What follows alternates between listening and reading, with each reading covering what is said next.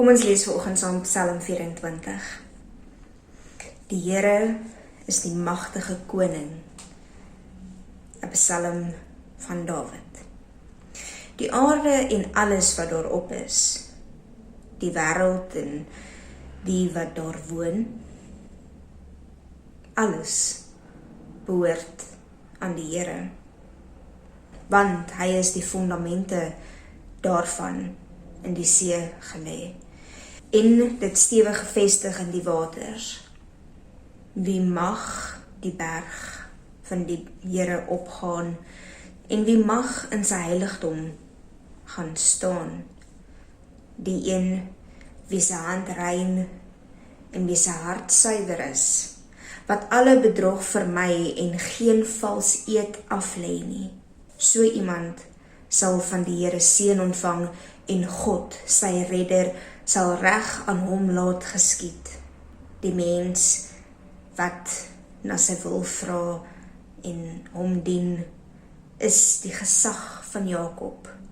Verbly julle poorte, wees bly eeue oue deure, want die magtige koning wil ingaan.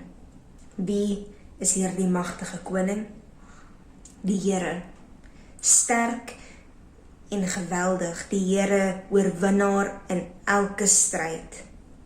Verbly julle poorte, wees bly eeue oue deure, want die magtige koning wil ingaan. Wie is hy, hierdie magtige koning? Die Here, die almagtige. Hy is die magtige koning.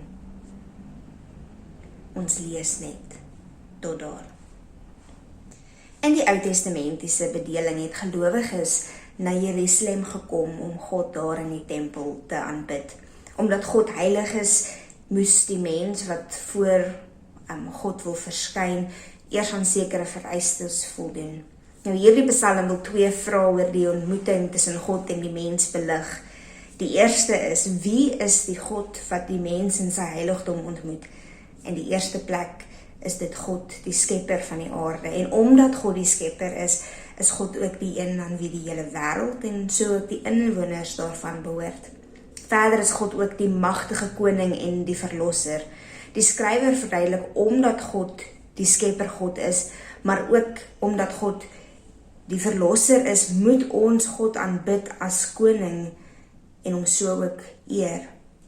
Die tweede vraag is, wie is die gelowige wat by God in sy heiligdom wil ontmoet en mag ontmoet? Dit is die middelstuk en dat hierdie beantwoord moet word. Die gelowige is die een wat die verantwoordelikheid van God besef. Die mens kom staan in God se teenwoordigheid en daarom moet sy optrede, gesindheid en woorde die van iemand wees wat eerbied vir God het. God is die een wat sy kinders seën.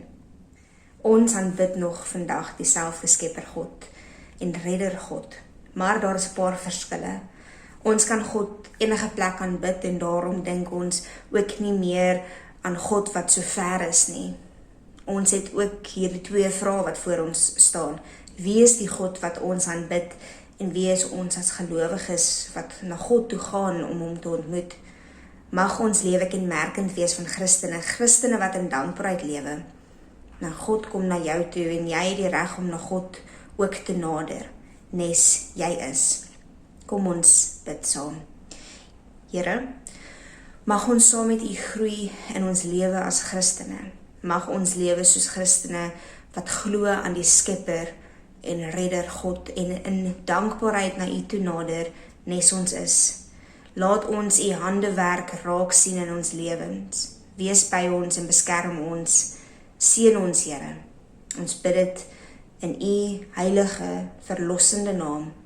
Amen.